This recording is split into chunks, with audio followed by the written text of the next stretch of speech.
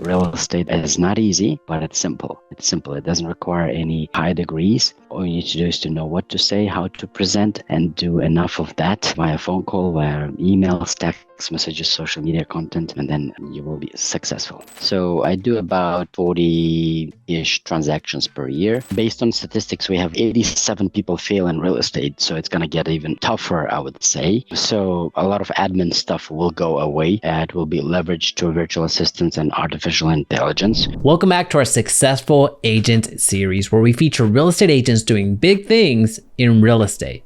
In each episode, we cover the starting point of their real estate journey to really understand what it takes to build a real estate business from the ground floor to the penthouse. Today, we sit down with Alexander Gurevich, a New York real estate agent, absolutely crushing it. He's going to share with you how he was able to scale his real estate business so quickly to where now he's selling over 40 homes per year. And now he's helping other real estate agents achieve that same type of result. Alexander's also going to share what real estate agents need to be doing right now in this time of uncertainty. Because at the time of this recording, we're still dealing with lawsuits over commission. We still have a limited inventory. We have higher interest rates, and we also have artificial intelligence to contend with. So I really hope that you enjoy listening to this Successful Agent. Welcome back to our Successful Agent series. Today I have a very special guest for you. This individual absolutely blew me away when I first met him. I think it was probably either a year ago or a year and a half ago, but his story is phenomenal for one, but also a success that he's having. So we have none other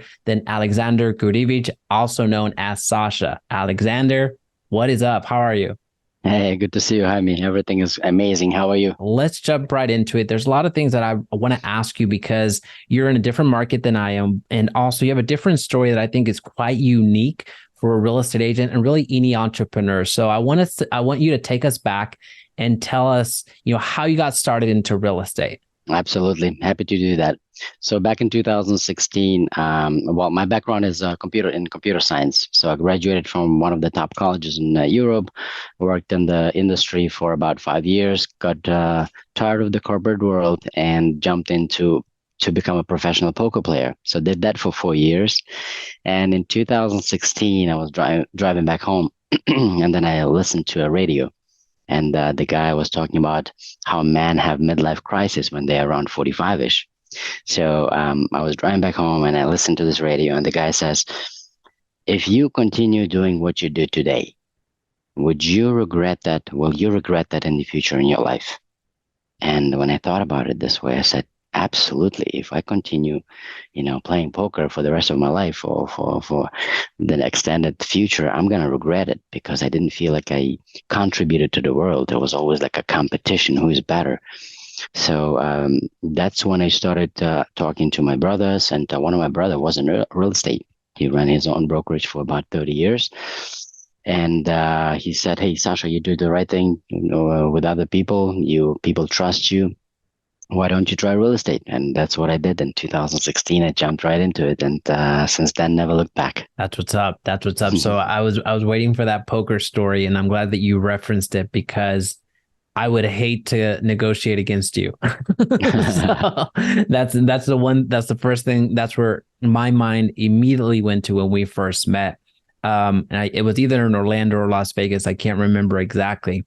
But, what was it about? I know you spoke with your brothers, but outside of your brother that was a broker and had some experience in it, was there something else that drew you to real estate? Because, there's healthcare out there. There's pharmaceutical, which is kind of healthcare as well. There's other types of industries. Did any of those industries stick out to you? Yeah, good question. So I chose real estate just because, first of all, we become in the vision, we become our own boss. We can dictate we can work our own hours and determine our own vacations. So I wanted to be self-employed. I want to work for myself. And I also wanted to see how I am contributing to other people.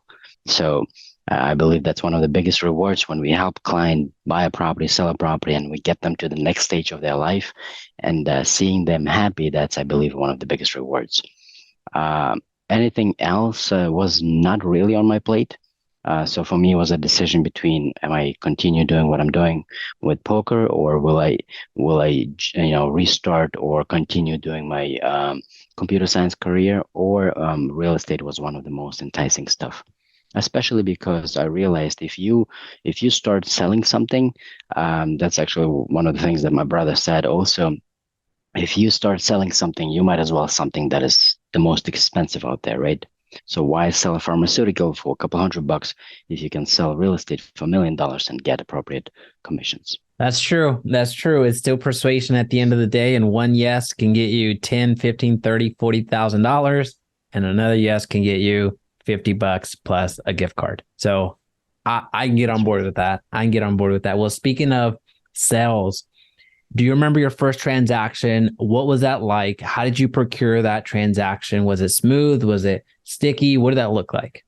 Yeah, it was actually a fun transaction. I met somebody in the bus. So the first transaction came from a connection in the bus. I met someone on the way to work. I had a commute for about an hour from buses to trains, and then that's how we commute in New York most of the time, uh, especially if you're in Manhattan area. So I met a lady. We had a nice conversation. I introduced myself as a professional real estate agent and gave her my business card. Followed up with her about 2 times within the next 6 months. And at some point, she calls me back and she's like, "Hey, Sasha, you know what? I decided to sell my property." I said, "Great." So, on my way to prepare for the listing appointment and talk to my, I was with KW back then. I talked to my KW coach and I'm like, "Hey, what do I do now? I have a listing appointment." He's like, "Get ready, get your comps ready, and out the door, go." I'm like, "Can you come with me?" He's like, "No, you are on your own now." I'm like, "Holy moly." It was very nerve wracking. And I ended up, I went out there and comps were showing like over, less than like around 850, $800,000 ish market price. And they wanted over $1 million. And the husband said at some point, "Hey, Sasha, I understand it might not be your worth of your time. So maybe we can just wait for a couple of more years and then we can revisit." And I said, "You know what? I'll take that risk. I'll take the risk of investing time and money into this and let me try this sell. I'll take this risk. If I sell it, great. If I don't sell, no harm, no foul. I'm going to give my best." So going forward, about 6 months, no showings, super overpriced, no buyers whatsoever. And then one showing, one offer, done deal. So once I did that, I realized that this whole thing is not rocket science. You don't need to have a master's degree or anything like that in order to be successful. So all you need to have a seller, do the marketing thing, everything that you can, and then and then once I sold it, I realized anybody can do it, and that's where I broke my eyes. I mean, that's a phenomenal way to break into the industry. And speaking, the market that I'm in is in the Dallas Fort Worth Metroplex. So $1 million here, we're talking luxury. There, it might not be where you're practicing. It might not be that. However, here we're thinking there's going to be a really nice house at the end of this $1 million. So not saying that your house wasn't, but it's just, it's interesting to see the differences there. What did the rest of the year look like for you? So were you doing part-time real estate? Did you go full-time? What was that first year experience like? Yeah. So I took a lot of time on educating myself. And I was attending class after class. Also, I was doing it part-time as well because I was still doing a little bit poker on the side. So for me, overall, it was slow. But one of the things and mistakes that I did, and I wish I've done it differently, I still would take a lot of classes, but at the same time, I would make sure that I implement that into my real life, into like, going out there and talking to people and trying to get listings, trying to help those buyers. My mistake was actually trying to get to the perfect stage where I can answer any question. And then I noticed, like, hey, you always have something that you don't know, number one. And number two, if you don't know something, that's still okay. Hey, that's a great question. Let me talk to my business partner and I'll get back to you. That's what's up. That's what's up. Well, let's Mhm. fast forward. This was when? What year was this when you got into real estate? 2016. 2016. So I make it a rule of not doing public math, but if my maths are correct, that's probably 7 years or so. Correct. Yep. Fast forward to right now. Where are you focused on right now? How are you generating your business? What type of success are you seeing? What does your business look like now? Where is your time, energy, and effort going into? Yes, yes. So I do about 40-ish transactions per year. We do some rentals as well. Um, where is my business comes from? These days, majority of it is sphere of influence and marketing to people that I know. So I do sphere of influence. I do social media. I put out content out there.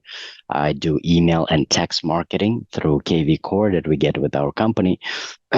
Doesn't matter what company you're with. Make sure you leverage the systems that are being offered.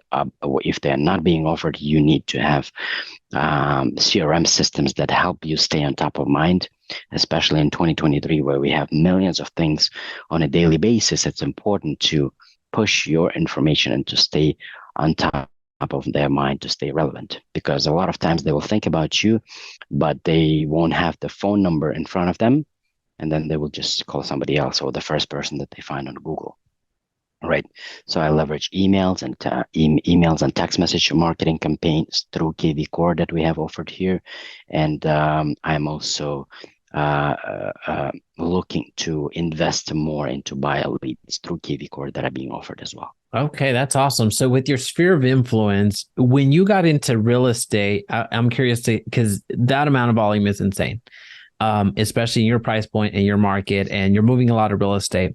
But I'm curious, when you first started into real estate, was your sphere of influence that large, or did you feel like, well, I don't know anybody, like how am I gonna do this, right? So what was your sphere of influence like when you first started, and also how did you build up to where you're at right now from an SOI perspective? Yes. So at the beginning, I did have my sphere of influence. However, none of my friends or family members wanted to buy or sell anything. And I didn't really get any business at the beginning from the sphere of influence. I built my business based on cold calling. So I was a heavy cold caller. I did some door knocking, but not extensive enough. I did have some success with door knocking as well.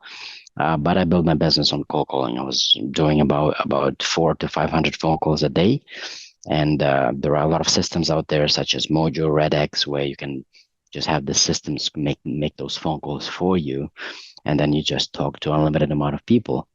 And my range was about 200 phone calls that you can do within about 2 hours. Would lead to a lead, right? Somebody who says, maybe in 3 months, maybe in 6 months, maybe next year. So I would start putting them into my database, and also like people that I felt that there was some kind of connection. I would still put them into my database.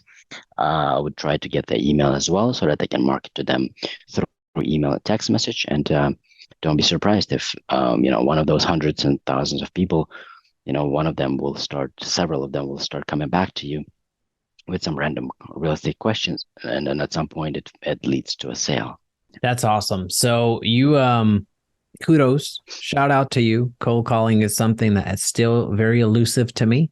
Not because it's not there, it's because I don't have the muscle, nor am I exercising that muscle for that. So the way that you've been able to build your business from, in my opinion, the toughest strategy that you can build, and it's a necessity in most cases, it just speaks a lot, to your work ethic, your discipline, certainly the skill set that you need, at least in my opinion, to convert those people that have no idea that you're going to call them, that essentially, even if they had the need, you still have to build some level of trust, some level of, you mentioned like, if there's some sort of connection there, you have to build some rapport, and that's incredibly challenging to do in the microseconds that they give you.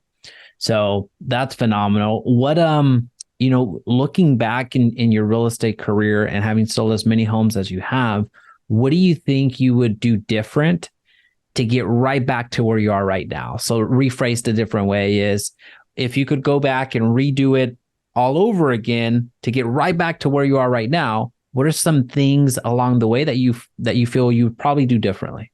Yeah, that's a great question. So, number one thing, I would make sure that I attend training right from the get-go and lead by example. Find your role models that already have done it and just get educated through those people. So if you see a person doing 10 transactions and you have zero, you can talk to that person and then you're going to get to that level. Once you are there, you can look up to somebody else who is, or you can look up to somebody who's doing 40, 50, 100 transactions per year and just duplicate, right? So I would definitely attend training. I would follow the systems that work. I would definitely put more value into role plays, right? I was always good at the winging stuff, but it only gets you to a certain level. I'm sure if I role played heavier right from the get-go, I would get to a much higher level. So I would definitely role play, script role play, know exactly what you say. And then one of the things that I had about role playing, I thought role playing is a little bit robotic, I would say to myself, and it's maybe not as sincere. When in fact it is actually you can be sincere with script. You can be sincere because you can be in that conversation. You can ask different questions. But what real role play does, it basically helps you become, helps you get away from your thinking process so that you can be with that person and then tell that person in a way that will resonate with that person, and they will be able to understand you and follow with the dream. Because a lot of times people just miss out on the dream. They get tangled into little problems or a little couple nickels and dimes, and then they miss out on their life. So that's where we come in. We need to basically help them help them get what they want. And another thing that I would put in place right from the get-go is the accountability. So I would definitely have an accountability partner, or I would have an accountability group that would hold me accountable for things that I need to do on a daily basis. And one of the most important things is to have connections, speaking to people about real estate that you can possibly contribute to now or in the future. So these days, for example, we have an accountability group, and every day in the WhatsApp group, we have to message each other to make sure that we hit our goals. And if you're not hitting your goals, you're out of the group, right? So you have to put some kind of penalties in place so that you can keep each other accountable and push each other to grow. I agree with all of that. I agree with all of that. One thing that you mentioned that really resonated with me was the role-playing component, the scripting component. And for me, similar to you mentioned, you were winging it because clearly you have a good head on your shoulders. Clearly you can build rapport. Clearly you can communicate. That's also well and good, right? But you mentioned that there's a ceiling to that. And, as you're growing, which I think we're going to touch on here in a little bit, because I know that you're in growth mode, and I mean, insane growth mode. That has a ceiling and it's not duplicatable, right? There's only so many Alexanders/Sashas out there. AKA one, there's one of you. But as you're building your group, you're building your team, and you're building your organization, that can only take you so far, right? So that is, those skill sets are unique to you. And I remember something that my coach said, that the scripting and role playing, that's something that I've started to lean into, and I almost feel like it's a super weapon that I don't know why I just found it, even though I've heard about it for the longest time, and I ask our agents to do the same thing, but I just never did it. Just to be honest with you, I would get on the phone with, whether it was a real estate agent, a homeowner, a home buyer, whatever, and then I would just rely on my personality to win it over. But, when I was working with the coach, it was like, well, okay, so what did that agent need? Well, leads. Okay. And, all right, so why do they need those leads? Well, to make money. It's like, no, you weren't listening to the conversation. In fact, you didn't even ask why they were looking to grow, why they needed this so bad. And it was I just got dismantled. So whenever we started implementing the questions that were written out, and I thought they were so simple. I thought they were third grade questions, but like as I was asking these, it felt very, very simple, but I got the most complex answers from agents.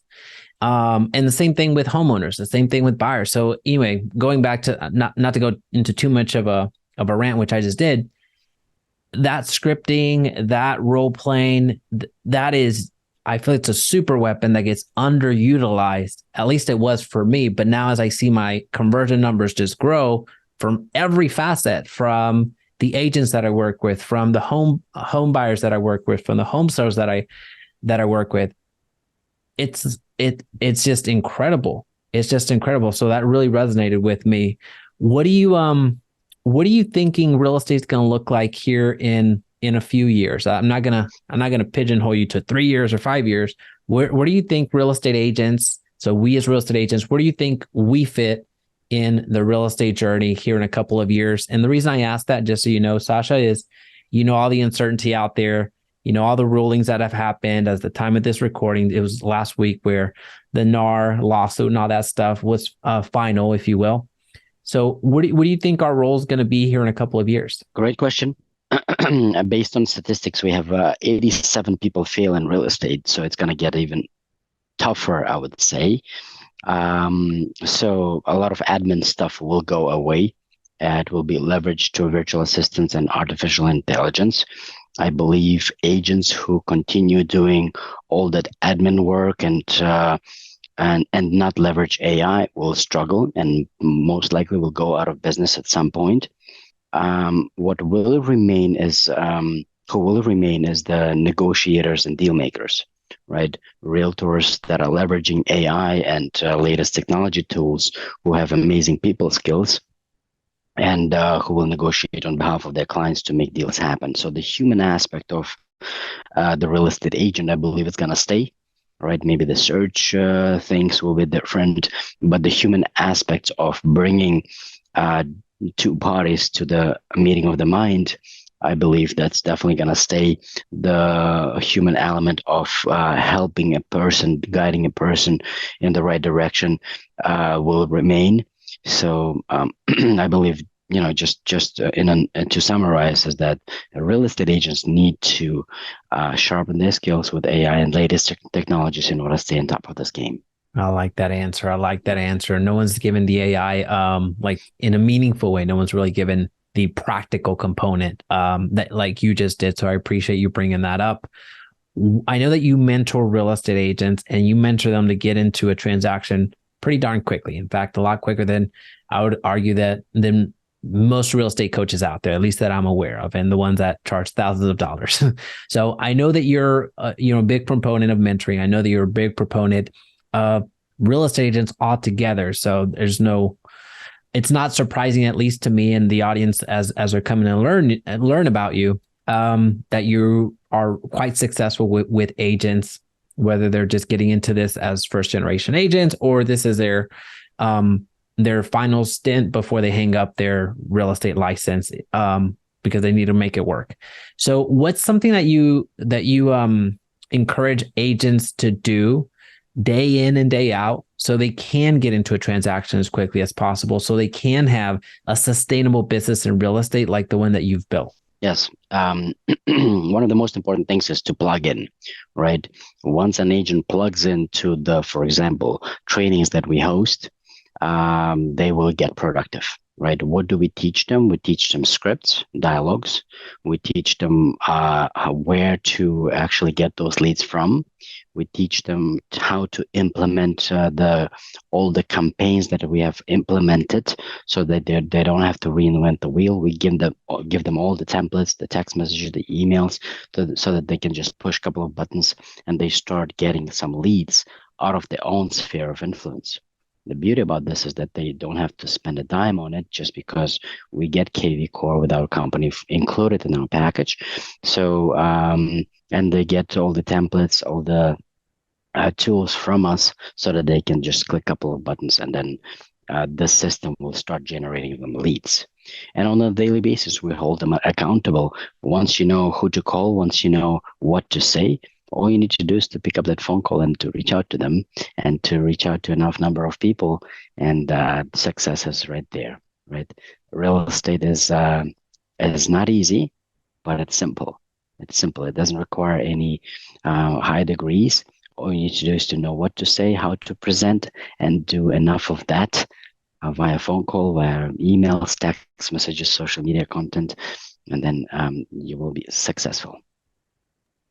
I like it. I like it. So right now, I know that you're in growth mode. I know that you are taking on mentees and helping real estate agents. Again, doesn't matter if they're looking to go into their first transaction ever in the history of ever, or they're looking to go from 10 to 20, 20 to 30, 40 to beyond. How can agents build proximity to you? Yes. So I'm on social media. I have Gurevich Real Estate. This is my Instagram and also Facebook. I am on YouTube via Alexander Gurevich. I'm sure Jaime will put some links in the description over there so that you can access it. And I also give one-on-one, free coaching to all of people that join me. We have group calls and we have one-on-one training calls so that I can help those agents to get what they want. Some agents want more production, and some agents actually need more free time, because once you get to the more production level, you want to leverage yourself in a way that you build systems and you get more free time. So yeah, Gurevich Real Estate, and my phone number is actually available as well. It's in my name tag, 718-908-4982. Boom, folks. Build proximity to individuals doing what you want to do. So Sasha is a fantastic person altogether, just because as I've gotten to know more and more about him as a real estate professional, you see the pedigree that he already has, or that he is. So make sure that you are in the right rooms with the right community. And make sure you reach out to Sasha if you have any questions, and some advice will go a long way, especially from somebody that's done what you're looking to do. So, Mr. Sasha, I appreciate the heck out of you. Thank you so much for doing this. My pleasure, Jaime. I'll see you soon in the next event.